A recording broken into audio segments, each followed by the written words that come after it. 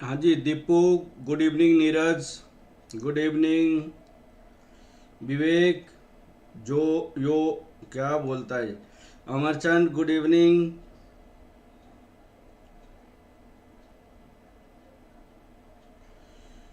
Sneha good evening. चलो बेटा start करते हैं अब। हमने लास्ट क्लास में कॉस्ट ऑफ इक्विटी स्टडी किया था और कॉस्ट ऑफ इक्विटी का हमने सारी अप्रोचेस डिस्कस किया हुआ था आप लोग के साथ। हमने आपको कितनी अप्रोचेस डिस्कस किया हुआ है कॉस्ट ऑफ इक्विटी का, बताइए आप। ये dividend price approach, dividend plus growth approach, earning price ratio approach, capital assets pricing model, ये हमने सारे डिस्कस किया हुआ है। ये क्वेश्चन है एमसीक्यू जो मैं आज दूंगा, आप लोग बनाइएगा। ये भी क्वेश्चन है। तो मैंने आपसे क्या कहा था बेटा, प्लीज इसको एक बार रिवाइज करते हैं। Equity is the owner capital. It has not well defined cost of capital. It is calculated under different assumptions. There is no fixed financial charges, no financial risk due to equity. मैंने कहा था कि earning per share के basis पे एक constant होता है, तो ये वाली फॉर्मूला कॉस्ट ऑफ इक्विटी का होता है और ये भी प्राइस अर्निंग रेशियो वाली फॉर्मूला होती है।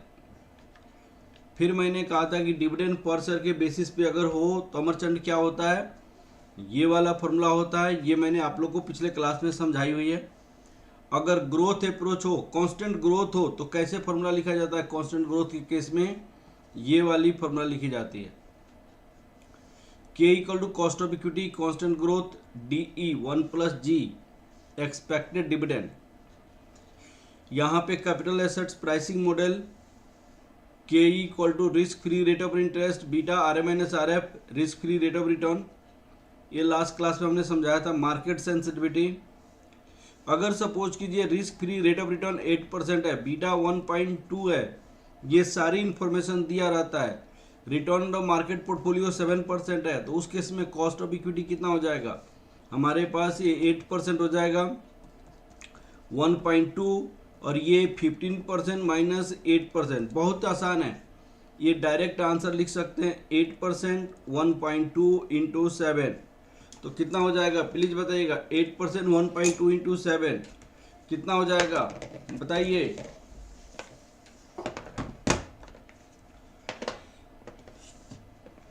One point two into 7 plus ये 16.4% आपका आंसर हो जाएगा। तो इसमें कोई खास नहीं है।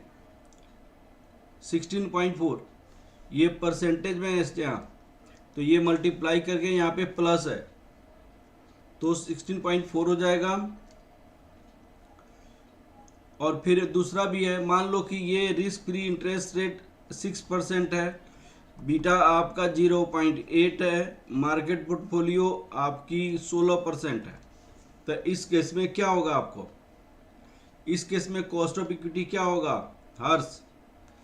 यहाँ पे risk free rate of return 6% है, बीटा आपका 0.8 है, ये 16% माइनस 6%, ये 6% प्लस 0.8 इंटू 10%, तो ये आपका 14% आपका आंसर हो जाएगा। This is your 14% your answer. यहाँ पे 14% आपका आंसर हो जाएगा ये। हाँ जी 14% आपका आंसर हो जाएगा। तो ये आपका टफ नहीं है, इजी है। अरे कैपिटल एसेट्स प्राइसिंग मॉडल थोड़ा सा आपकी टर्मिनोलॉजी जो है नया नया होने के कारण आपको थोड़ा सा टफ लगता है। इसकी जब क्वेश्चन पूछेगा तो सारी इन्फॉर्मेशन आपको दिया रहेगा। कभी कभी आपको मार्केट रिस्क प्रीमियम क्वेश्चन में दिया रहता है। अगर सपोज कीजिए यहाँ पे मार्केट रिस्क प्रीमियम दिया रहता है, तो उसके बेसिस पे बनाया जा सकता है, या बीटा रिस्क प्रीमियम दिया था उसके बेसिस पे बनाया जा सकता है। तो ये कोई टफ नहीं है, बहुत आसान है, आप लोग खुद कर सकते हैं। चलिए हम आगे की ओर बढ़ते हैं। अब मैं इसको मिटा देता हूँ, मैं आगे की ओर बढ़ता हूँ। देखिए हमारे पास कभी फ्लोटिंग कॉस्ट होता है। देखिए please, when there is a floating cost और issue cost due to raising existing equity, मैंने आपको जब पैसा रेज करते हैं तो हमारे पास इशू करने में कॉस्ट लगता है, जो मैंने पहले भी बता चुका हूँ। तो फ्लोटिंग कॉस्ट आपको दो तरीके से दिया रहता है, फ्लोटिंग कॉस्ट और इशू कॉस्ट। यहाँ पे फ्लोटिंग कॉस्ट और यहाँ पे इशू कॉस्ट, आप लोग प्लीज इसको समझिएगा, फ्लोटिंग कॉस्ट और इशू कॉस्ट। तो अगर क्वेश्चन में फ्लोटिंग कॉस्ट और इशू कॉस्ट दिया हो क्वेश्चन में, तो हम कैसे बनाएंगे? चलो अनुपमा, गुड इवनिंग, सुनिएगा। जैसे मान लो यहाँ पे D0 दिया हुआ है आपका 10 रुपीज, ग्रोथ रेट दिया हुआ है 5%, P0 दिया हुआ है ₹50। आपको कॉस्ट ऑफ इक्विटी निकालनी है। यहाँ पे फ्लोटिंग कॉस्ट लिखा हुआ है ₹5 और यहाँ पे सेकंड केस में आपकी फ्लोटिंग कॉस्ट लिखी हुई है 5%। तो भाई हमारी कॉस्ट ऑफ इक्विटी क्या होगा? Floating cost. फ्लोटिंग कॉस्ट का मतलब इशू कॉस्ट, पैसा उठाने में कॉस्ट। तो आप बताइए इस केस में, दोनों केस में कॉस्ट ऑफ इक्विटी क्या होगा? यहाँ पे ₹5 लिखा हुआ है, तो यहाँ पे KE का फॉर्मूला होगा D1 P0 minus F plus G। अब आप बताइएगा यहाँ पे KE का फॉर्मूला क्या होगा? D1 P0 1 minus F plus G, ये फॉर्मूला होगा। अब दोनों में आपका फर्क क्या होगा, इसको प्लीज समझने की कोशिश करेंगे। तो सबसे पहले D1 निकालना पड़ेगा, तो D0 1 प्लस G, तो यहाँ पे 10 1 प्लस 0.05, तो ये 10 1 प्लस 0.05 कितना हो जाएगा? 10 इंटू 1.05 मल्टीप्लाई करेंगे तो ये 10.5 हो जाएगा। तो मैं आपको क्या बताना चाहता हूँ, प्लीज देखिएगा। तो यहाँ पे 10.5 हो जाएगा, P0 50 रुपया है, फ्लोटिंग कॉस्ट 5 रुपया है, तो यहाँ ग्रोथ रेट आपका कितना हो जाएगा? 0.05। तो इसकी आपका कितना हो जाएगा यहाँ पे? 10.5 डिवाइडेड बाई 45 प्लस 0.05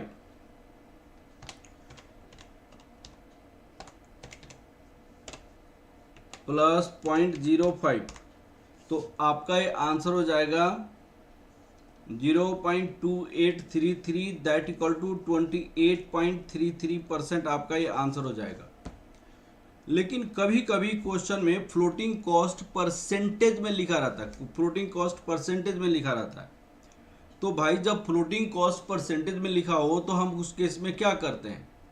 तो KE निकालने के लिए आपको 10.50 whole divided by P0, P0 कितनी है? 50, 1 माइनस 0.05, परसेंटेज में अगर दिया हो तो 1 minus 0.05 plus G, growth rate आपका कितनी है? 0.05, 5% ग्रोथ रेट भी है।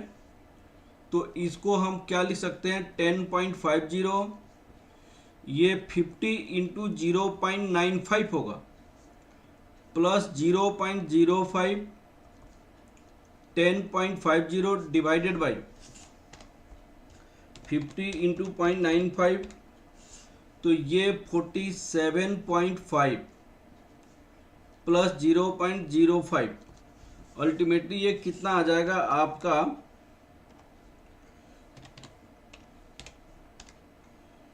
प्लस 0.05, ये 27.11% इसका आंसर हो जाएगा। तो आप लोगों को समझ आया कि नहीं? फ्लोटिंग कॉस्ट की दो तरीका दिया रहता है, या तो ₹5 दिया रहेगा डायरेक्ट, जब ₹5 दिया रहेगा तो P0 मार्केट प्राइस से माइनस कर देते हैं, मार्केट प्राइस से राइट कर देते हैं, 50 माइनस 5 ये आपको मार्केट प्राइस से 5 रुपये माइनस कर देते हैं। और यहाँ पे यदि मान लिया जाए कि अगर सपोज कीजिए यहाँ परसेंटेज में दिया हो तो 1 माइनस एफ करके हम परसेंटेज निकाल लेते हैं। हाँ जी, कोई प्रॉब्लम है बेटा इसमें? ये दोनों पॉइंट आप लोग को समझ आया कि नहीं आया बेटा, प्लीज बताइए। हर्ष कॉस्ट ऑफ इक्विटी चल रहा है और सुबह मैनेजमेंट अकाउंटिंग का स्टैंडर्ड कॉस्टिंग चल रहा है। आपको यदि कोई प्रॉब्लम तो मुझे व्हाट्सअप करें मेरे नंबर पे। चलिए स्टार्ट करते हैं बेटा। आप लोग को समझ आया कि नहीं आया? हर्ष, अमरचंद, अनुपम, पाल, दीपू, स्नेहा, विवेक, ओके समझ आ गया। अब चलिए, हमने यहाँ पे आपको ये समझाया, ये फ्लोटिंग कॉस्ट की जो इन्फॉर्मेशन था वो लिखा। When there is a floating cost on issue due to the raising existing equity, तो व्हेन इट इज परसेंटेज तो 1 माइनस एफ करके लिखते हैं, और when it is in rupees तो माइनस करके लिखते हैं। समझ आ गया?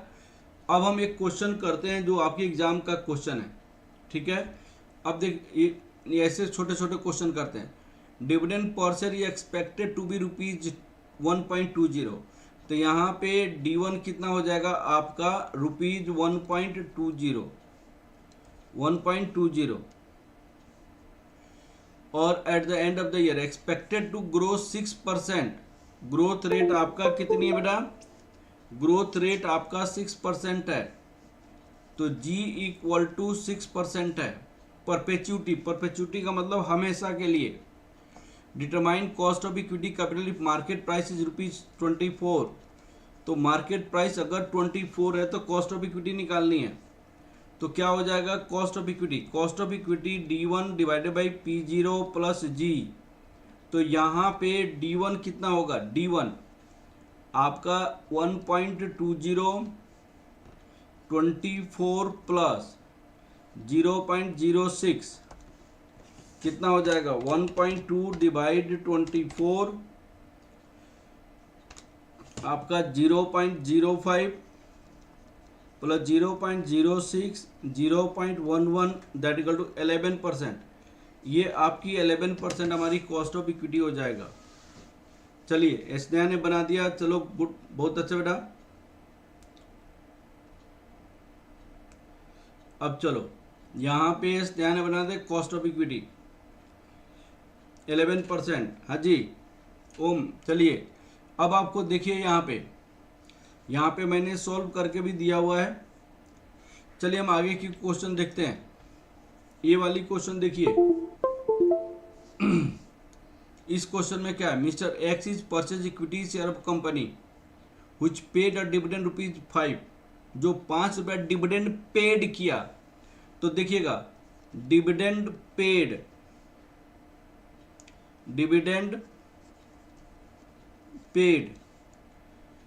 या करंट डिविडेंड हो या लास्ट ईयर डिविडेंड हो, ये सारे आपके D0 होते हैं।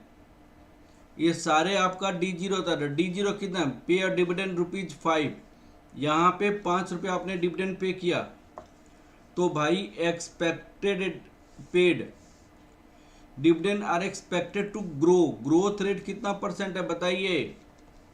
आपका 6% ग्रोथ रेट है। Find the cost of equity capital of the company if X purchase the share at the rate of rupees, if X purchase the share at the rate of rupees 83.3, मैंने आपका P0 कितनी है? Rupees 83.30। P0 कितनी है? 83.30। अब बताइए cost of equity के लिए क्या फॉर्मूला होता है, प्लीज बताइएगा। स्नेहा ने तो आंसर भी निकाल दिया, प्लस जी, यह फॉर्मूला होता है कॉस्ट ऑफ इक्विटी का, D1 P0 प्लस जी। तो आप बताइए KE का क्या फॉर्मूला? D1 कितना होगा यहाँ पे? D1 equal to D0 plus 1 plus g. तो D0 कितनी है? यहाँ पे रुपीज 5 है, 1 प्लस जी 0.06, तो ये कितना हो जाएगा बताइए आप? 5 इंटू 1.06, तो ये हो जाएगा 5.30, 5.30। अब यहाँ पे क्या लिखेंगे आप, 5.30, करंट मार्केट प्राइस 83.30 प्लस, बताइए ओम। समझ आ रहा है बेटा, बहुत अच्छा। अब आप क्लास नहीं अटेंड किए, फिर भी आज आए पहली दिन और आपको समझ आना शुरू हो गया। आपने क्लास देखा था ओम, पिछली क्लासेज? यहाँ पे 0.0636, 0.06 करेंगे 0.1236, तो ये आपका आंसर आएगा 12.36%। ये आपका आंसर हो जाएगा 12.36%। हाँ जी, क्लियर हुआ कि नहीं हुआ बेटा? विवेक का आंसर आ गया, दीपू का आंसर आ गया।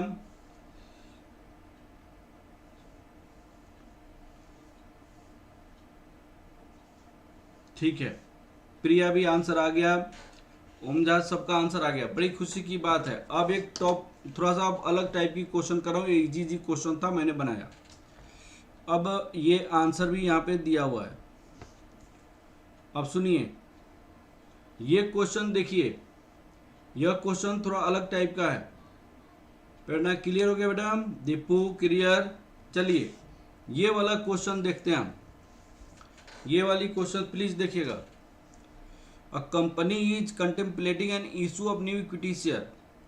एक कंपनी ने नया इक्विटी शेयर इशू किया। The current market price is ₹125। उन्होंने कहा कि आज की प्राइसेज ₹125 है, 125 है। द डिविडेंड पर शेयर ऑफ लास्ट 5 ईयर्स। उन्होंने कहा कि पिछले 5 साल की डिविडेंड दिया हुआ है, पिछले 5 साल का डिविडेंड दिया हुआ है। मैंने यहाँ पे 1981, 1982, 1981, 1982, 1983, 1984, 1985 पिछले सालों का डिविडेंड दिया हुआ है।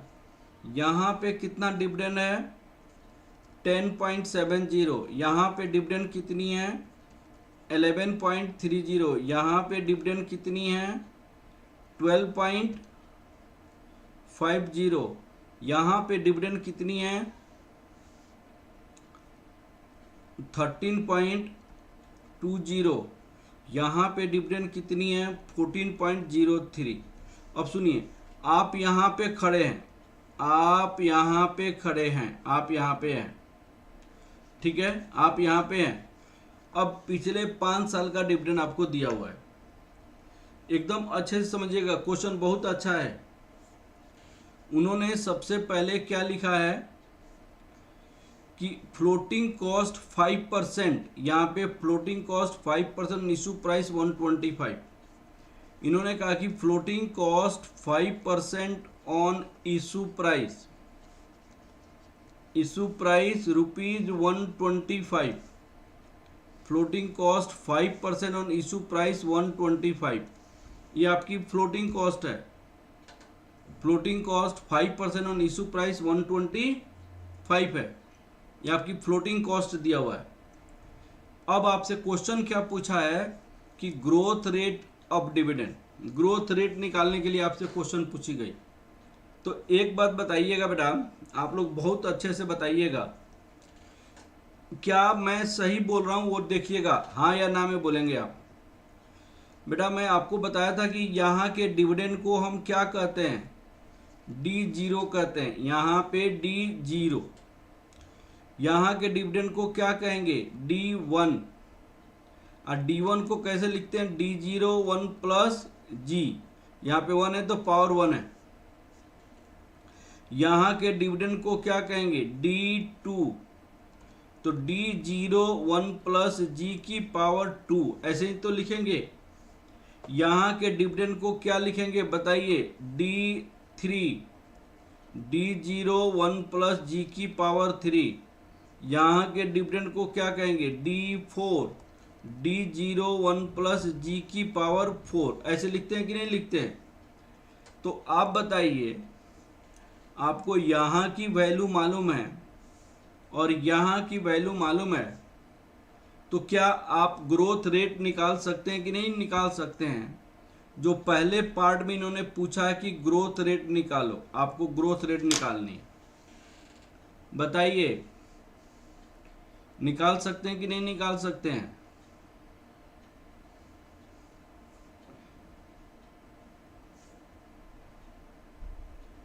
हाँ जी, आशीष, नीरज, अनुपम, विवेक, बताइए निकाल सकते हैं कि नहीं निकाल सकते हैं। स्नेहा बताओ, प्रीति।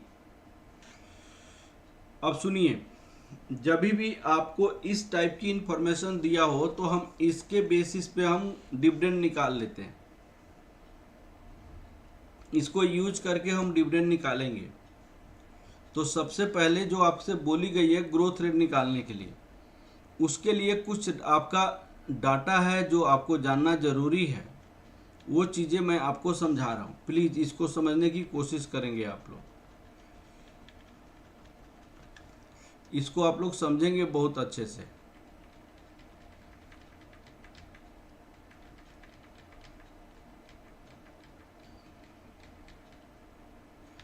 इसको बहुत अच्छे से समझेंगे, बहुत अच्छे से समझेंगे। एक आपका यहाँ पे आपको फर्स्ट पार्ट का आंसर से मैं आपको समझाना चाहता हूँ कैलकुलेटर चलाने के लिए। Calculation of growth rate, growth rate निकालेंगे, calculation of growth rate. Please आप देखिएगा, यहां पे हम क्या लिखेंगे, D4 इक्वल टू क्या लिखेंगे, एक्चुअली होता क्या है, D1 D01 प्लस जी होता है, D2 D01 प्लस जी की पावर 2, D3 D01 प्लस जी की पावर 3, D4 D01 प्लस जी की पावर 4, ये डॉट डॉट डॉट करते आएगा और यहाँ पे DN लिखेंगे, DN लिखेंगे, तो D01 प्लस जी की पावर आपका N हो जाता है। सुनिए, यहाँ पे 1 है तो यहाँ पे पावर 1 है, यहाँ पे 2 है तो पावर 2 है, यहाँ पे 3 है तो पावर 3 है, यहाँ पे 4 है तो पावर 4 है, यहाँ पे N है तो पावर N है। इस बात को समझिए, जो है उसकी पावर आपको यहाँ पे है। तो D4 इक्वल टू हम क्या लिख सकते हैं, D01 प्लस जी की पावर 4, क्या ऐसे लिखा जा सकता है। अब बताइएगा, इसमें एक बात मैं आपको समझाऊंगा, उसको बहुत अच्छे से समझिएगा। अब देखिएगा बेटा, मैं आपको एक ये बताने के पहले एक बात मैं आपको समझाना चाहता हूं, उसको समझिए पहले बहुत अच्छे से। यहाँ पे अगर 32 की पावर 1/5 हो तो कैसे निकालते हैं। 32 की पावर 1/5, 32 की पावर 1/5 मैं आपको बताना चाहता हूँ। तो हमारे पास एक तरीका है, 32 को कैसे लिख सकते हैं, 2 इंटू 2 इंटू 2 इंटू 2 इंटू 2 की पावर 1/5, 32 को ऐसे लिखा जा सकता है। अल्टीमेटली ये क्या हो जाएगा, 2 की पावर 5 हो जाएगा, यहाँ पे 1/5 हो जाएगा, तो 2 की पावर 5/5 दैट इक्वल टू 2 हो जाएगा। तो ये तो हमें समझ आ रहा है कि 32 की पावर 2 होगा। लेकिन अगर मान लीजिए 32 के प्लेस पे अलग होता, अगर सपोज कीजिए 31 की पावर 1/5 हो, तो निकालना बड़ी मुश्किल है। यहाँ पे 1/5 को हम कैसे लिख सकते हैं, 0.20। तो अगर सपोज कीजिए 31 की पावर 0.20 होता तो कैसे निकालते, ये तो समझना जरूरी है ना बेटा। यहाँ पे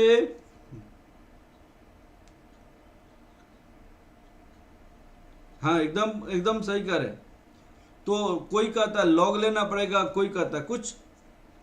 तो हमने 32 की पावर यहाँ पे 32 की पावर 0.20 है, तो इसकी वैल्यू तो 2 है। लेकिन हमारे पास 31 की पावर क्या हो रहा है आज कैलकुलेटर में, यहाँ पे 31 की पावर 0.20 है, तो निकालना बड़ी मुश्किल है। तो क्यों नहीं एक यूनिक मेथड सीखा जाए जिससे हम इजीली निकाल सकते हैं। क्यों नहीं हम एक यूनिक मेथड सीखें जिससे हम इजीली कैलकुलेट कर सकते हैं। तो हम आपको एक यूनिक मेथड आपको समझाने जा रहे हैं, उसको प्लीज आप लोग समझिएगा। सबसे पहले 32 की पावर ये कैसे आएगा उसको समझिए। आप अपनी कैलकुलेटर सारे बच्चे उठाएंगे, सारे बच्चे क्या करेंगे, कैलकुलेटर उठाएंगे। सारे बच्चे प्लीज कैलकुलेटर उठाइए। आप अपनी कैलकुलेटर में 32 लिखेंगे। आप अपनी कैलकुलेटर में क्या लिखेंगे, 32। यहाँ पे 1 ईयर में कितने महीने होते हैं, 1 ईयर में कितने मंथ होते हैं, 12। 1 ईयर में कितने मंथ होते हैं, 12। तो यहाँ पे 12 टाइम्स आप रूट को प्रेस करेंगे, 12 टाइम्स रूट को प्रेस करेंगे। फिर सब्ट्रैक्ट 1 कर देंगे।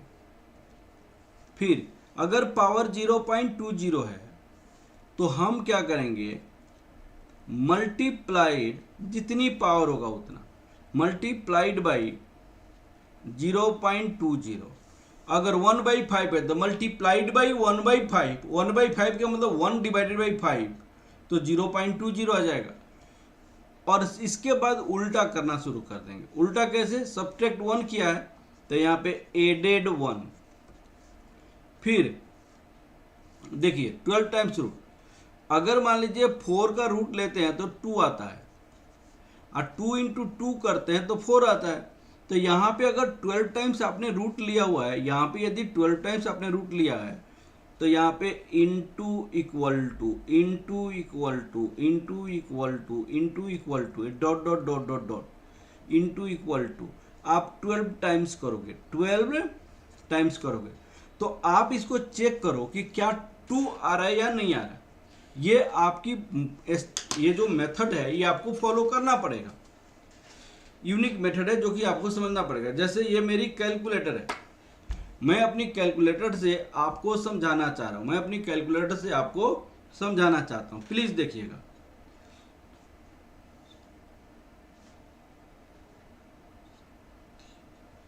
अब देखिएगा, अब सुनो, यहां पे देखो, यहां पे क्या है, 32 है, तो आपने कैलकुलेटर में लिखो 32। उसके बाद 12 टाइम्स रूट लेनी है, तो 1 2 3 4 5 6 7 8 9 10 11 12, आप 12 टाइम्स रूट ले लो, ठीक है। उसके बाद आप -1 करो, -1, फिर मल्टीप्लाइड बाय 0.2 इंटू 0.2 आ गया। फिर ऐड करो 1 +1, आपने ऐड कर दिया +1 इंटू इक्वल टू कितने बार करनी है, 12 बार करनी है। 1 2 3 4 5 6 7 8 9 10 11 12। देखिए 2 आ गया कि नहीं आ गया, आपकी कैलकुलेटर में 2 आ गया ना, 2 आ गया एकदम अच्छे से। तो आप यहाँ पे ये प्रोसेस फॉलो करोगे तो आपका आंसर 2 हो जाएगा। ये आपको माइंड में रखना पड़ेगा बेटा, you have to keep in your mind. आपके माइंड में ये बातें रखना पड़ेगा कि आपको 2 लाना है। हाँ जी, क्लियर हो गया बेटा, ये पॉइंट क्लियर हो गया आप लोग को। 2 कैसे आएगा, आपकी कैलकुलेटर मैं देखता हूँ यहाँ पे, देखिए जैसे आपके पास एक कैलकुलेटर आ गया, यहाँ पे रूट है, हाँ देखिए जैसे मैंने लिखा 32, इसको कितने बार रूट लेनी है, इसको 12 बार रूट लेनी है। 1 2 3 4 5 6 7 8 9 10 11 12। उसके बाद -1 करनी है, -1 कर दीजिए, अब इक्वल टू कीजिए, ठीक है। -1 करने के बाद ये आ गया। उसके बाद क्या करनी है बताइए, -1 करने के बाद मल्टीप्लाई इंटू 0.20 से मल्टीप्लाई करके लिखनी है, ये आ गया। फिर +1 करनी है, +1 कर दीजिए आप। अब उसके बाद इंटू इक्वल टू कितने बार करनी है, 12 टाइम्स करनी है। Into equal to 12 times, 1 2 3 4 5 6 7 8 9 10 11 12। अब देखिए 2.000 आ गया ना। तो आप बताइए समझ आया कि नहीं आया।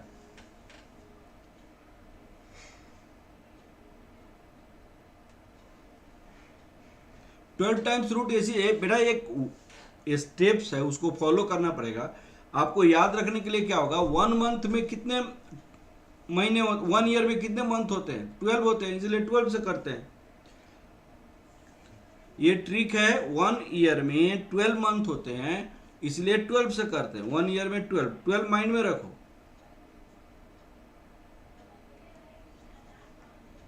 हाँ जी,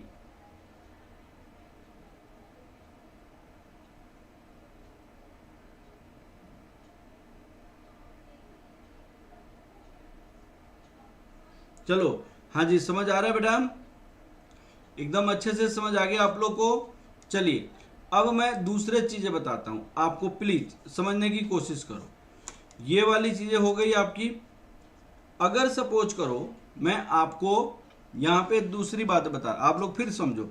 जैसे सपोज करो 64 की पावर 1/6 हो, 64 की पावर जब आपकी 1/6 है तो कैसे करेंगे, सुनिएगा। सबसे पहले कैलकुलेटर में क्या लिखेंगे, 64 लिखेंगे।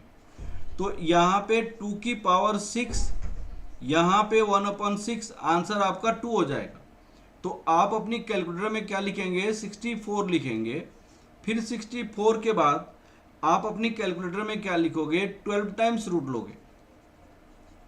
12 टाइम्स आप रूट लेंगे। आप कैलकुलेटर में क्या लिखेंगे, 12 टाइम्स रूट लेंगे।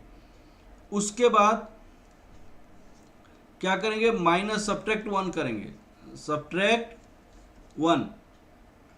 उसके बाद यहां पे जब 1/6 है तो मल्टीप्लाइड बाई 1/6, यहां पे डिवाइड कर देंगे, डिवाइडेड बाई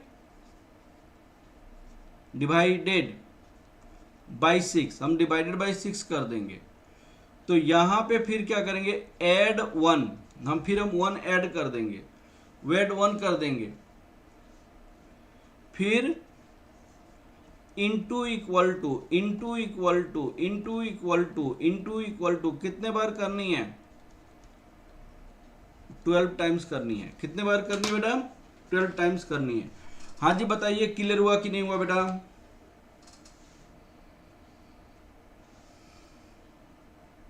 1/6। अब सुनिए, यहां पे जैसे आपके पास कैलकुलेटर में लेके आता हूं, हमने क्या लिखा, 64 कितने बार रूट करनी है, 12 टाइम्स। ये रूट का है 1 2 3 4 5 6 7 8 9 10 11 12। फिर -1 करनी है, -1 करके इक्वल कीजिए। फिर डिवाइडेड बाई, यहाँ पे क्योंकि 1/6 है इसलिए डिवाइड करेंगे। अगर फ्रैक्शन पावर होता तो हम मल्टीप्लाई करते, डिवाइड 6। फिर डिवाइड करने के बाद हम क्या करते हैं, ऐड 1, ऐड 1, ऐड 1। अब आपको ऐड 1 करने के बाद इंटू इक्वल टू बार 1 2 3 4 5 6 7 8 9 10 11, अरे 12। बताइए 2 आ गया कि नहीं आ गया यहाँ पे आंसर। हाँ जी 2 आंसर आ गया ना। आशीष समझ आ गया आप लोग को, स्नेहा, ओम, प्रेरणा, दीपू।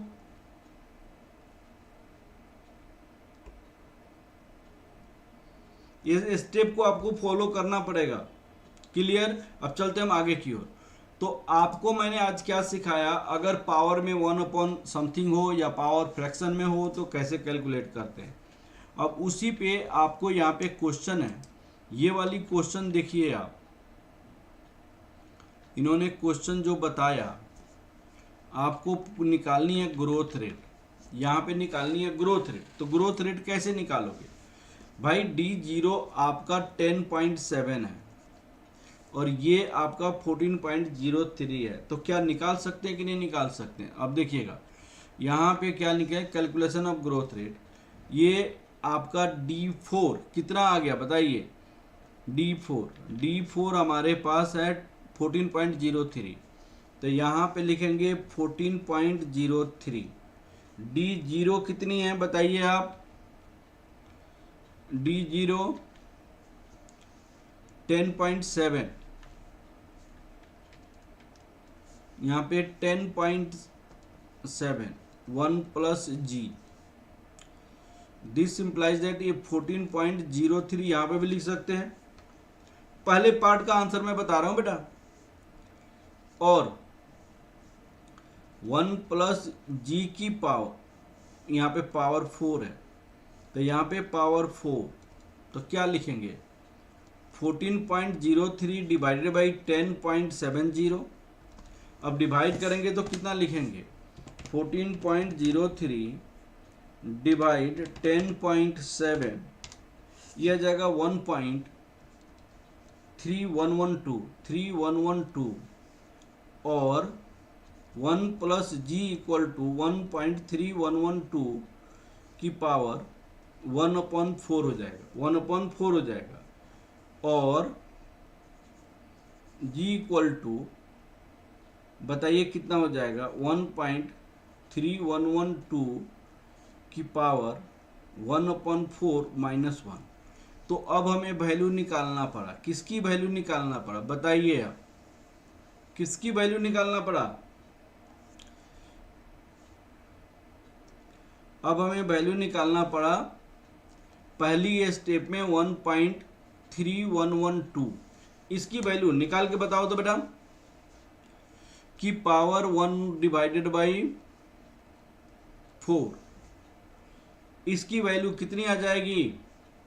सबसे पहले आप कैलकुलेटर में ये लिखोगे, कैलकुलेटर में क्या लिखोगे आप? 1.3112, दूसरी बार 12 टाइम्स रूट, तीसरी डिवाइडेड बाई 4, अगर 1/4 हो तो divided by 4, subtract 1,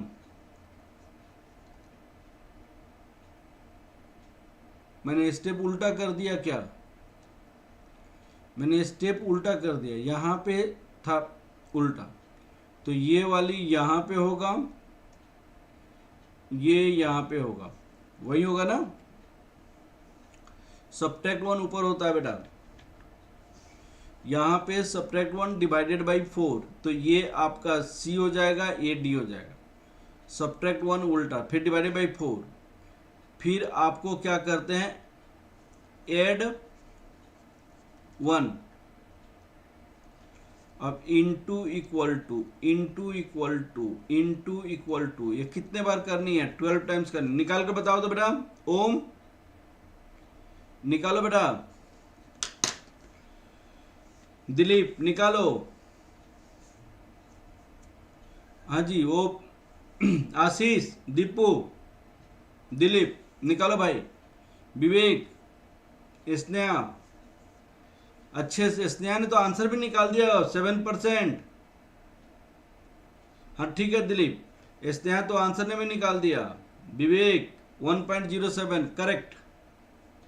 Om 1.07 correct, 1.07 आएगा, -1 कर देंगे। बहुत अच्छा। तो यहाँ पे बहुत बच्चों ने निकाल दिया आंसर 1.07 -1। सबसे पहले स्नेहा ने बताया था, तो ये 0.07 ग्रोथ रेट आपका आ गया 7%। पहली पार्ट का आंसर आप लोगों ने कैलकुलेट कर लिया, बहुत खुशी की बात है। फर्स्ट पार्ट का आंसर आप लोगों ने कैलकुलेट कर लिया, समझ आ गया बेटा?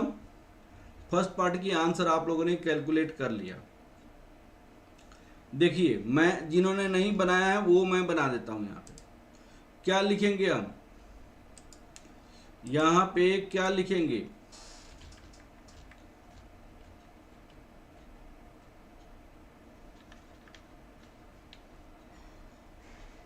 कैलकुलेटर में क्या लिखेंगे प्लीज बताइए।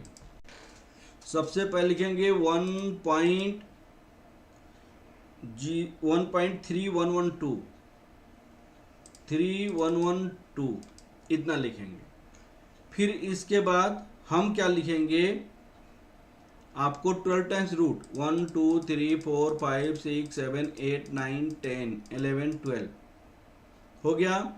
फिर आपको -1 करनी है, -1 इक्वल टू, फिर डिवाइडेड बाई 4 करनी है, डिवाइड बाई 4, फिर +1 करनी है, इंटू इक्वल टू 12 टाइम्स 1 2 3 4 5 6 7 8 9 10 11 12। तो 1.7 आ गया, 70 आ गया ना। बहुत अच्छा, आप लोगों ने सबने आंसर निकाल दिया। तो पहली आंसर आप लोग को समझ आ गया इस क्वेश्चन का। ग्रोथ रेट 7% सबने निकाल लिया भाई, सबने आंसर निकाल लिया। स्नेहा ने निकाला, विवेक सबसे पहले स्नेहा ने निकाली थी। अब चलो आगे की ओर बढ़ते हैं। अब क्वेश्चन आपसे क्या पूछा है, अब आप देखिए, उन्होंने दो चीजें पूछा है। ग्रोथ रेट ऑफ डिविडेंड निकालिए, जो आपने निकाल लिया। Cost of equity assuming growth rate calculated by you. आप जिस रेट से ग्रोथ रेट निकालने जा रहे हैं उससे कॉस्ट ऑफ इक्विटी निकालनी है। अब इस बात को समझो, यहां पे आप लोग यहां पे खड़े हैं, आप यहां पे खड़े हैं। ये 1 साल पहले, 2 साल पहले, 3 साल पहले, 4 साल पहले की बात उन्होंने कहा।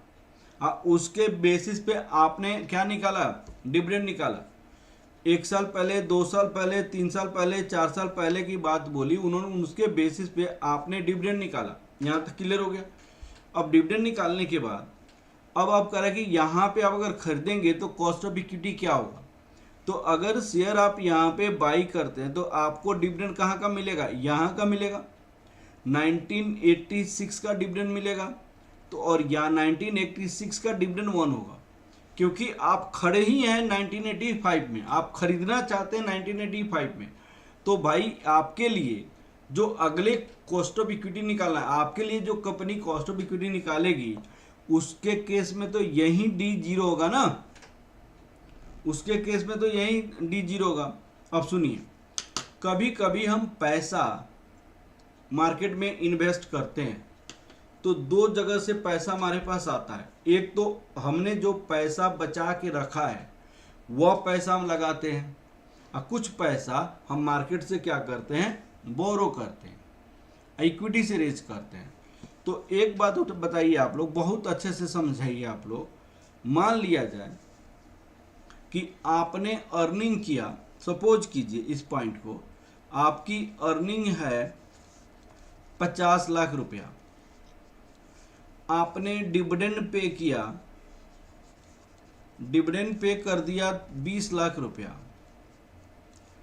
आपका रिटेंड अर्निंग, जो बचा कमाई हुई पे रिटेंड अर्निंग कहते हैं, बचाई हुई पैसा 30 लाख रुपया है।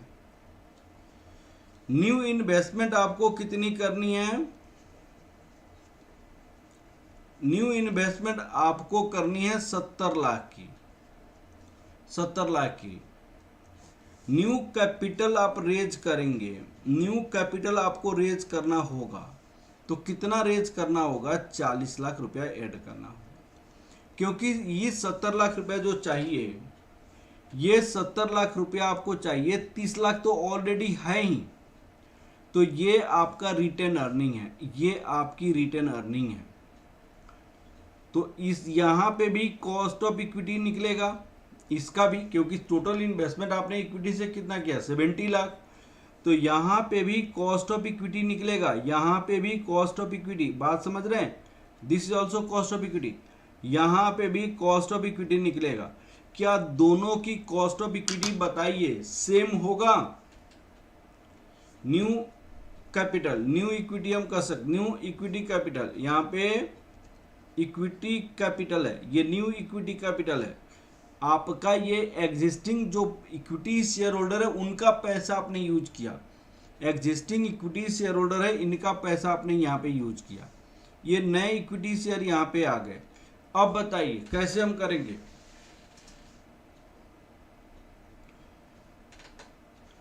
इसकी कॉस्ट ऑफ इक्विटी, इसकी कॉस्ट ऑफ इक्विटी दोनों में सेम होगा।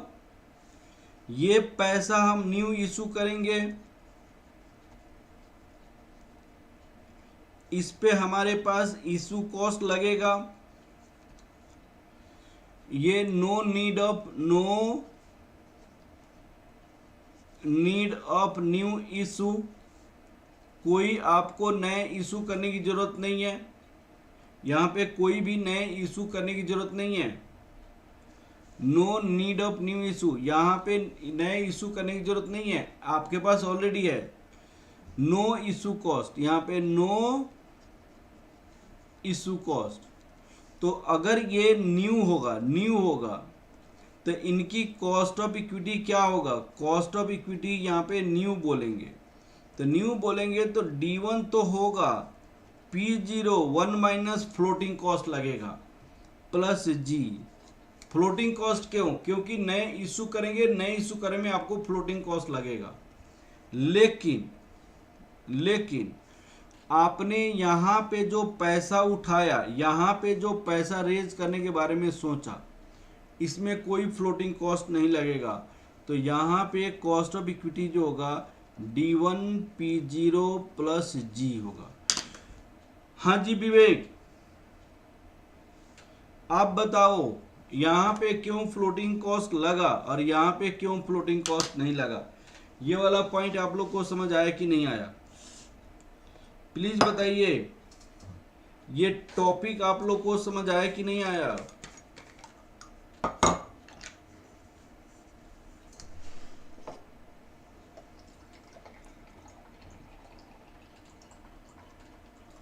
हाँ जी, आशीष, अमरचंद, ओम,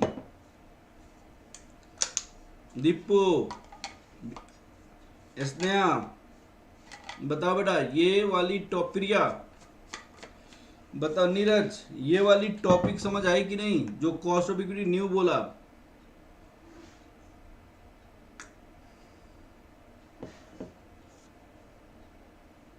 एग्जैक्टली विवेक ने कहा सर मार्केट से पैसा आपने उठाया तो फ्लोटिंग कॉस्ट तो लगेगा।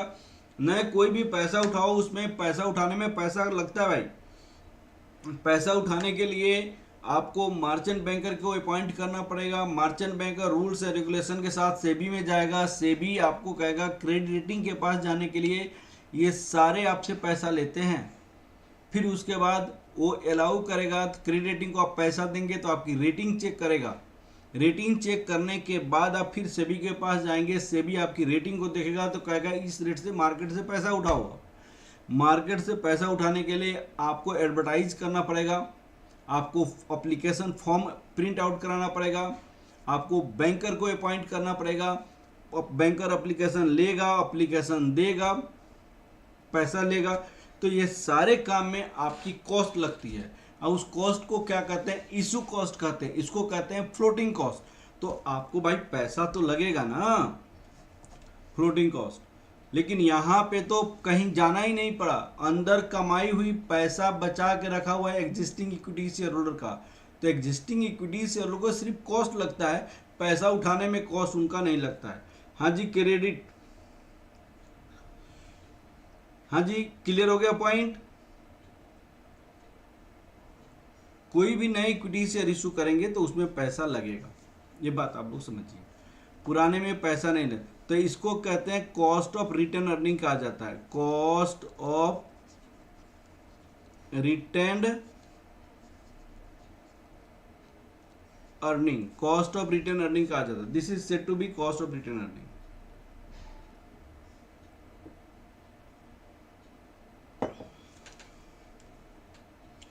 This is said to be cost of return earning कहते हैं। हाँ जी क्लियर हो गया। अब चलिए, उन्होंने आपसे क्वेश्चन पूछा तो D1 सबसे पहले निकालना पड़ेगा। तो D1 क्या होगा, ग्रोथ रेट आपके पास 7% आ गया, तो D01 प्लस G, तो ये वाली D0 नहीं होगा, क्योंकि आप यहाँ पे शेयर को खरीदना चाहते हैं। तो इसीलिए 14.031 प्लस 0.07, तो कितना आ जाएगा यहाँ बताइएगा। 14.03 इंटू 1.07 आपका 15.01, ये आपका आ जाएगा। दिस इज योर 15.01, समझ आ गया। अब इसके बेसिस पे ये सारी इंफॉर्मेशंस है। अब यही चीज़ें मैंने वहाँ पे समझाया जो आपको रिटर्न अर्निंग था। ये KR तो 15.01 डिवाइडेड बाई P0 125 प्लस पहले पार्ट का आंसर प्लस ग्रोथ रेट 0.07, यहाँ पे कितना हो जाएगा 15.01 divided by 125 minus floating cost कितना था आपका भी 5% ऑन इशू प्राइस। तो 5% ऑन इशू प्राइस का मतलब 1 माइनस यहाँ पे फ्लोटिंग कॉस्ट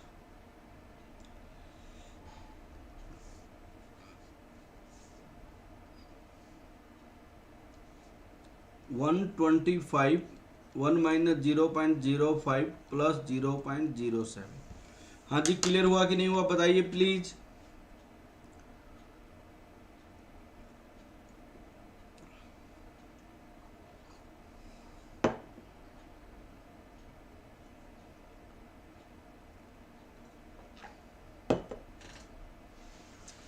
हाँ जी, क्लियर हो गया बेटा।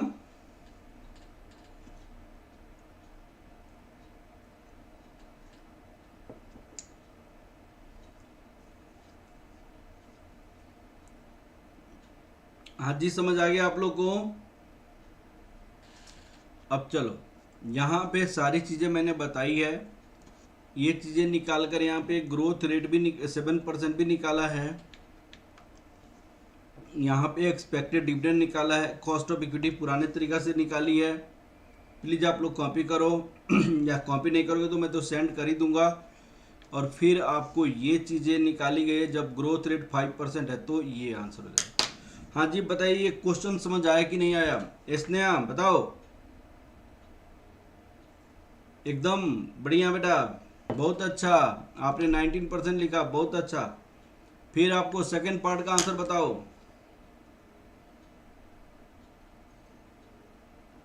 हाँ जी, ये क्वेश्चन समझ आया कि नहीं आया आप लोग को?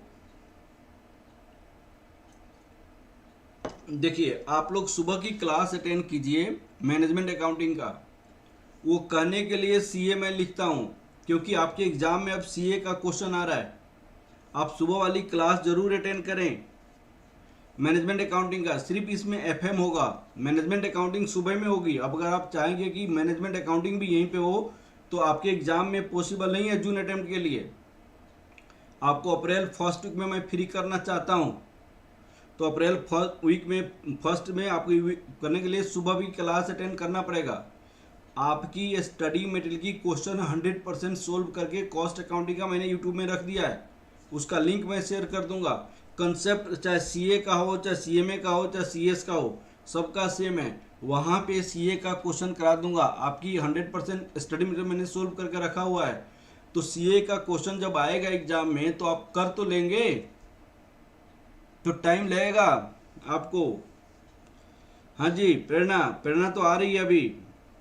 स्नेहा नहीं आती है क्लास में, अनुपम नहीं आती है, दीपू आज आया था कि नहीं आया था बेटा? आप लोग सुबह की क्लास भी अटेंड करें। अब सुनिए, ये वाली क्वेश्चन आपका 100% कंप्लीट हो गया, 100% कंप्लीट हो गया क्वेश्चन। अब आपका कुछ क्वेश्चन मैं बनाने जा रहा हूं जो आपको बहुत इंपॉर्टेंट है।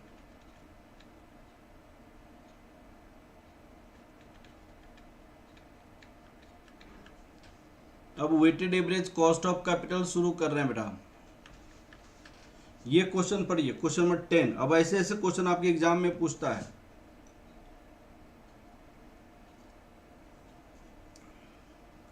आपको फर्स्ट वीक ऑफ अप्रैल करने के लिए एफएम को अलग करना पड़ेगा, मैनेजमेंट अकाउंटिंग को अलग से करना पड़ेगा। मैनेजमेंट अकाउंटिंग मैंने सुबह शुरू कर रहा हूँ, और डेली क्लासेज है, कल सुबह भी है क्लास, तो वो भी आप लोग अटेंड करें, तब आपकी फटाफट कंप्लीट हो जाएगा।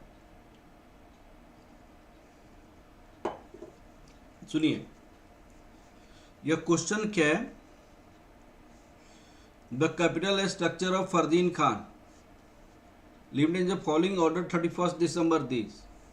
इक्विटी कैपिटल 65 लाख है, 10% preference share of this 15 lakh है, 13% कन्वर्टिबल डिबेंचर्स इतना है। The equity share of the company जो presently selling ₹18। Current market price equity share का कितनी है बेटा? 18 है। Company expected to pay dividend, expected to pay dividend D1 ₹3 है। ये 1999। न्यू सिलेबस सर इलस्ट्रेशन 9 बता दीजिए।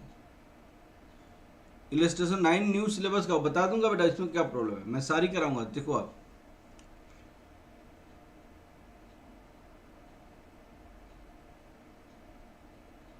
ठीक है, अच्छी बात है आंसर आपका। मैं स्लाइड भेज दूंगा, आंसर चेक करते रहिएगा।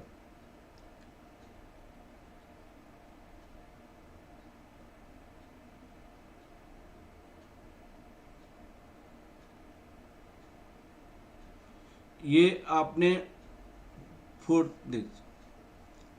एंड लाइकली टू पे 8% ग्रोथ रेट। ग्रोथ रेट आपका कितनी है? 8% है for infinity. The corporate tax rate 45% है। टैक्स रेट आपकी 45% है। तो आपको कैलकुलेट करना weighted average cost of capital निकालनी है। तो भाई मैंने आपको बताया था कि weighted average cost of capital निकालने के लिए मैं आपको फर्स्ट क्लास में ही बताया था। मैंने क्या लिखने के लिए बताया था? मैंने यहाँ पे कहा था कि मैंने सोर्स ऑफ कैपिटल लिखो। हमने पैसा कहाँ से उठाया है? इक्विटी से उठाया है, प्रेफरेंस से उठाया है, डेब्ट से उठाया है। फिर उसके बाद अमाउंट लिखो। अमाउंट हमारे पास कितनी कितनी है? 65 लाख है, 15 लाख है, 15 लाख, और यहाँ पे 20 लाख है। तो ये कितना हो जाएगा? ये 1 करोड़ हो जाएगा। इनकी वेट देखो कितना होगा? 65 divided by 1 crore 0.65, 15 divided by 1 crore 0.15, 20 divided by 1 crore 0.20। अभी आप जस्ट आपको कंसेप्ट मैं समझा रहा हूँ, आप सुनिए। इनके बाद उसके बाद कॉस्ट होता है। अगर सपोज करो ये ए है और ये बी है, तो कॉस्ट कैसे निकालेंगे बेटा बताइएगा? Weighted cost. वेटेड कॉस्ट कैसे निकलेगा? ए इंटू बी, ऐसे तो निकलेगा। और यहाँ पे सबको ऐड करेंगे तो क्या आ जाएगा? Weighted average cost of capital हो जाएगा। यहाँ पे आपको weighted average cost of capital हो जाएगा। तो प्लीज़ यहाँ पे आपको समझने की ज़रूरत है कि यहाँ पे weighted average cost of capital आपके पास आ जाएगा। अब ये जो weighted average cost of capital आएगा, तो उसके लिए हमारे पास वेट तो आएंगे, क्या निकालनी है? कॉस्ट निकालनी है। अब कॉस्ट निकालने के लिए इक्विटी की कॉस्ट तो यहाँ पे इंफॉर्मेशन दिया हुआ है। अब सुनिए, यहाँ पे कॉस्ट ऑफ प्रेफरेंस और कॉस्ट ऑफ डेब्ट की इंफॉर्मेशन परसेंटेज तो ऑलरेडी दिया हुआ है। तो परसेंटेज दिया हुआ है और बाकी कोई इंफॉर्मेशन नहीं दिया हुआ है, तो हम यह समझते हैं कि फ्लोटिंग कॉस्ट भी नहीं है, इशू कॉस्ट भी नहीं है, कुछ भी नहीं है ना। ये इशूड एट पार है, इशूड एट पार है।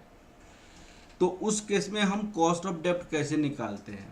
तो यहाँ पे नोट करके मैं आपको लिखवाता हूँ। नोट करके क्या लिखवाता हूँ? Whenever there is only coupon rate, यहाँ पे coupon rate that is percentage of preference and debt cost is given, debt is given, and no other information, no other information, कोई दूसरा इंफॉर्मेशन नहीं है, then cost of dept and cost of preference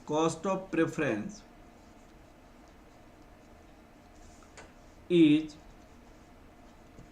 calculated as cost of डेप्ट, cost of preference is calculated as. Cost of डेप्ट क्या होगा, यहां पे interest rate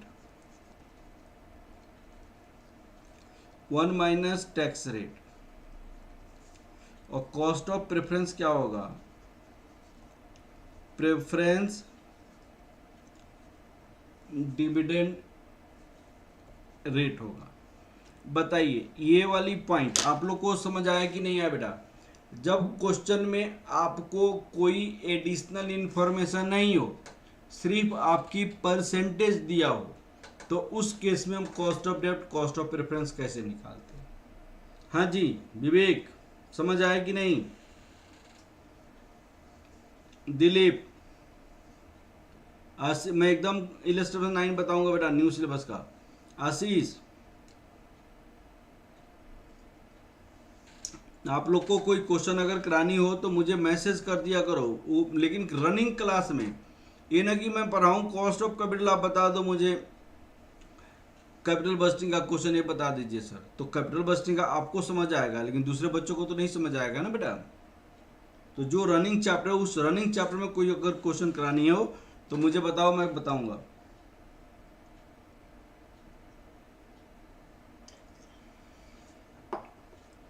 हाँ जी, ये वाला पॉइंट समझ आ गया बेटा। और साथ साथ इलस्ट्रेशन 15 के बाद साथ साथ पेज नंबर भी मुझे व्हाट्सअप करना है। जैसे इस पेज में क्वेश्चन है डिलीट, तो यहाँ पे 10% प्रेफरेंस है, 10% प्रेफरेंस है, तो यहाँ पे कॉस्ट ऑफ प्रेफरेंस 10% हो जाएगा। कॉस्ट ऑफ डेप्ट का रेट कितनी है, 13% है, तो यहाँ पे आपको 13% 1 माइनस टैक्स रेट, तो टैक्स रेट कितनी है, यहाँ पे उन्होंने कहा 45% टैक्स रेट है, तो 0.45, तो आप बताइए कितना हो जाएगा, 7.15, 7.15 आपका कॉस्ट हो जाएगा। हाँ जी बताइए, क्लियर हुआ कि नहीं हुआ आप लोग?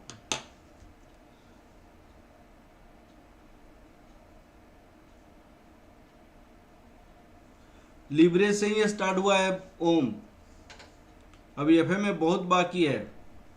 एफएम में अभी आपको डिविडेंड पॉलिसी बाकी है, कैपिटल बजटिंग बाकी है, वर्किंग कैपिटल की सारी बाकी है, कैपिटल स्ट्रक्चर थ्योरी बाकी है, रेशियो एनालिसिस बाकी है, कैश फ्लो बाकी है, अभी बहुत बाकी है। अब बताइए यहाँ पे, अब आपको कॉस्ट ऑफ इक्विटी निकालना पड़ा, कॉस्ट ऑफ इक्विटी के ई D1 P0 प्लस जी। अब बताइए D1 कितनी है हमारे पास कॉस्ट ऑफ इक्विटी में, 318 और 0.08,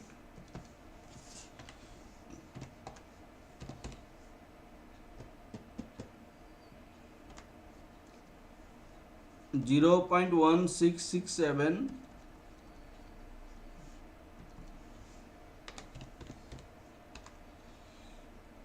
0.2467, 24.67% हो जाएगा, 24.67% हो जाएगा।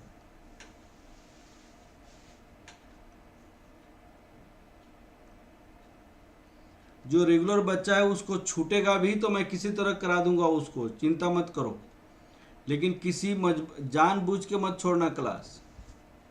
अब आपको weighted average cost of capital निकालनी है। यहाँ पे क्या लिखेंगे, calculation of weighted average cost of capital, weighted average cost of capital,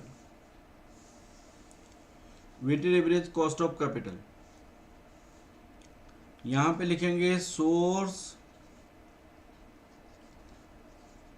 of capital, source of capital, equity, preference, debenture. यहाँ पे लिखते हैं अमाउंट, कितना कितना अमाउंट है। ये 65 लाख है, प्रेफरेंस का 15 लाख है और इनकी 20 लाख है। ये क्वेश्चन में आपको दिया हुआ है, क्वेश्चन में आपको दिया हुआ है। फिर यहाँ पे लिखते हैं वेट, ये यहाँ पे 1 करोड़ है, तो 65 लाख डिवाइडेड बाई 1, ये 0.0 कैंसिल कर दिया था, 0.65 हो गया। 15 डिवाइडेड बाई 100, 0.15 हो गया। 20 डिवाइडेड बाई 100, 0.20 हो गया, वेट हो गया। अब प्लीज इसको समझिए, आप प्लीज इसको समझेंगे। आप यहाँ पे कॉस्ट को लिखेंगे, कॉस्ट, ये तो हमारी कॉस्ट निकालेंगे।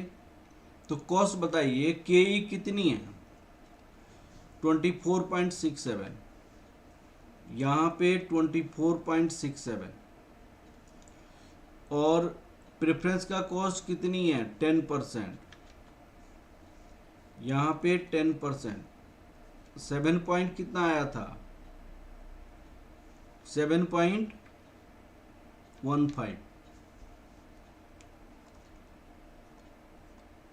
15%, 7.15। हाँ जी, क्लियर हो गया, 7.15। अब सुनिए, ये सपोज कीजिए आपका ए है और ये सपोज कीजिए बी है, तो आपका यहाँ पे वेटेड कॉस्ट होता है, वेटेड कॉस्ट। ए और बी को मल्टीप्लाई कर देते हैं, देखिए 24.67 इंटू 0.65, ये 16.0355%, 0.15 into 10, 1.5%, 0.2 into 7.15, 1.43%। A weighted average cost of capital, यहाँ पे कितना हो जाएगा 18.9655%। इसको कहते हैं हम weighted average cost of capital, WACC, 18.9655%,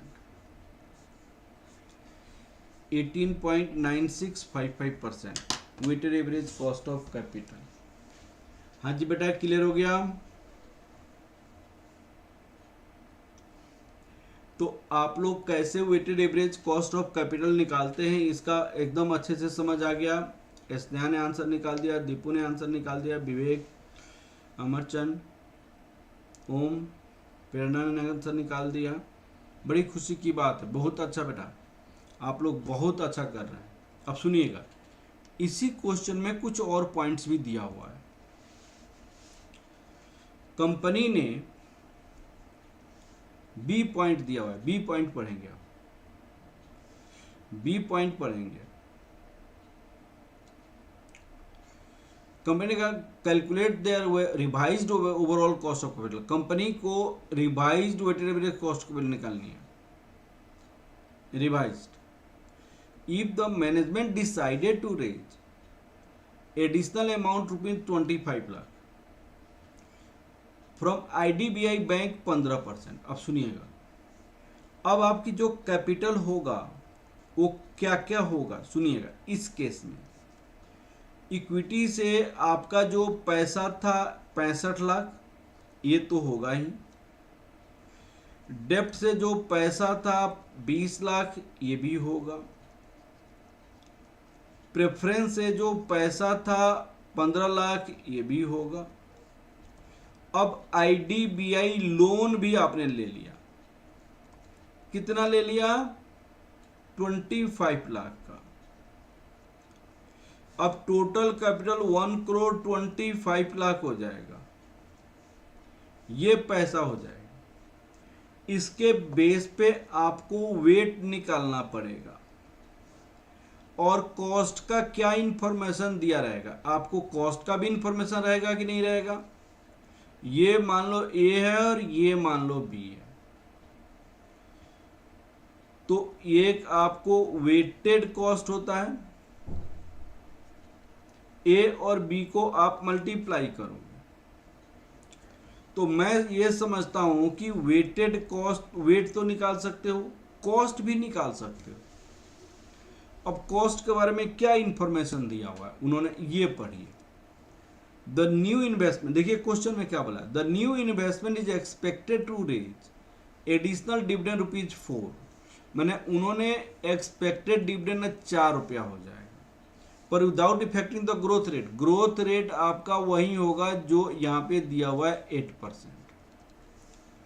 but the increase in financial leverage increase किया, डेप्ट से आपने लोन ले लिया, रिड्यूस द मार्केट प्राइस पर शेयर ₹16, लेकिन मार्केट प्राइस पर शेयर कितना हो जाएगा? ₹16 हो जाएगा। मार्केट प्राइस पर शेयर कितना हो जाएगा? 16 हो जाएगा। तो इस केस में आपको कॉस्ट ऑफ इक्विटी निकालनी है, that equal to D1 P0 plus G। तो D1 कितना हो जाएगा? 416 प्लस 0.08। अब इसके बेस पे हम कॉस्ट ऑफ इक्विटी निकाल सकते हैं कि नहीं निकाल सकते हैं? अब इसमें आपको प्रेफरेंस की कॉस्ट जो निकाला गया था 10%, तो 10% ही रहेगा। डिवेंचर की कॉस्ट 7.1%, 7.15% ही होगा। डेप्ट इक्विटी की कॉस्ट कितनी होगी यहाँ पे? 4/16 प्लस 0.08, ये आपका 0.33, that equal to 33%। Cost of equity 33% हो जाएगा। अभी जस्ट आप लोग समझिए, आईडीबीआई लोन की कॉस्ट हम डिबेंचर के जैसे निकालेंगे कॉस्ट ऑफ डेप्ट, तो कॉस्ट ऑफ लोन कितना होगा? Cost of IDBI loan, this is just like a debenture. तो डिबेंचर का टैक्स रेट इतनी है और लोन का जो परसेंटेज है वो कितने परसेंट है? 15% में पैसा उठाया, तो 15% इंटू 1 माइनस 0.45 आपका कितना हो जाएगा? 15 इंटू 0.55, ये 8.25% हो जाएगा। यहाँ पे 8.25%। वेट आप निकाल सकते हो, वेट का समान होता है। बताइए क्वेश्चन कर सकते हैं कि नहीं कर सकते हैं? प्लीज बताइए बेटा, आप लोग क्वेश्चन कर सकते हैं कि नहीं कर सकते हैं? ये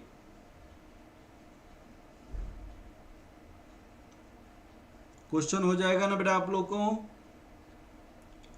कोई प्रॉब्लम? इसकी क्वेश्चन की सॉल्यूशन मैं आपको प्रोवाइड करूंगा, जस्ट मैं मेथड समझा रहा हूं, ठीक है? अब सुनिए, नेक्स्ट पार्ट क्या है? Above growth rate of dividend increase by 10%।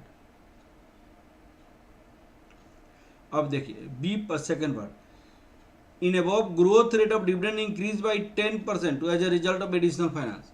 उन्होंने जो कहा, अब सिर्फ यहाँ पे चेंज है, ये जो 8 है यहाँ पे 10 कर दिया, तो ये 35 हो जाएगा, ये 35 हो जाएगा। सेम उसी तरह क्वेश्चन बनानी है, एग्जैक्टली सेम। ये क्वेश्चन का प्रॉपर सॉल्यूशन मैं आपको प्रोवाइड कराऊंगा, अभी जस्ट आज ही प्रोवाइड कराऊंगा, या आज नहीं तो कल। सुन देखिए, हम आपको समझाते हैं, क्वेश्चन कराते हैं, उसकी सॉल्यूशन मैं आपको यहाँ पे दूंगा। क्वेश्चन यही है, क्वेश्चन की सॉल्यूशन यहाँ पे बनाई हुई है, वो चीज़ें जो लिखा था वो चीज़ें मैं यहाँ पे है। फिर उसके एक एक करके मैं क्वेश्चन बनाया हूँ यहाँ पे। फिर आपका weighted average cost of capital बनाया है। फिर आपको नेक्स्ट पार्ट भी बनाया है 33 8.25। फिर इसका weighted average cost of capital भी निकाला है। फिर उसके बाद वाली क्वेश्चन का भी बनाया है, ये डायरेक्ट बना दिया है। Ultimately weighted average cost of capital में होता क्या है, इसको कहते हैं वेट ऑफ इक्विटी, इसको कहते हैं weight of preference, weight of डेब्ट, वेट ऑफ लोन, इसको cost of equity, cost of preference, cost of डेब्ट, कॉस्ट ऑफ लोन। अल्टीमेटली हमने क्या किया, कॉस्ट ऑफ इक्विटी को वेट ऑफ इक्विटी से मल्टीप्लाई किया, कॉस्ट ऑफ प्रेफरेंस को वेट ऑफ प्रेफरेंस से मल्टीप्लाई किया, कॉस्ट ऑफ डेप्ट को वेट ऑफ डेप्ट से मल्टीप्लाई किया, कॉस्ट ऑफ लोन को वेट ऑफ लोन से मल्टीप्लाई किया। अल्टीमेटली तो यही किया ना। तो डायरेक्ट यदि वेट मालूम हो और कॉस्ट मालूम हो तो डायरेक्टली हम ऐसे भी बना सकते हैं ना।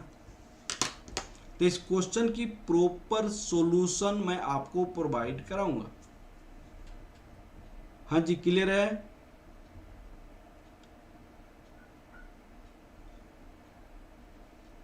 नेक्स्ट क्लास में कल आप लोग प्लीज मैं कहता हूँ मैनेजमेंट अकाउंटिंग की क्लास अटेंड कीजिए। मेरी 3 क्लासेस हुई है अभी, स्टैंडर्ड कॉस्टिंग का 3 क्लास, तीनों क्लास अभी यूट्यूब पे है। मैं आप कहेंगे तो लिंक शेयर कर दूंगा, आप लोग प्लीज वो क्लास देख लीजिए। कल सुबह की मैनेजमेंट अकाउंटिंग की क्लास अटेंड कीजिए। Okay, thank you class. कोई डाउट बताइए, कोई डाउट है बेटा?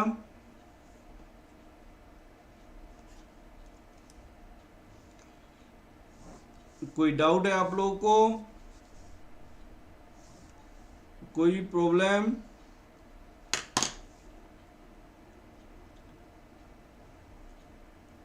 Okay, thank you very much, thank you very much. कल सुबह 7 o'clock 7 PM। Okay, thank you very much, thank you. Good night. Okay, good night, फिर मिलते हैं कल सुबह।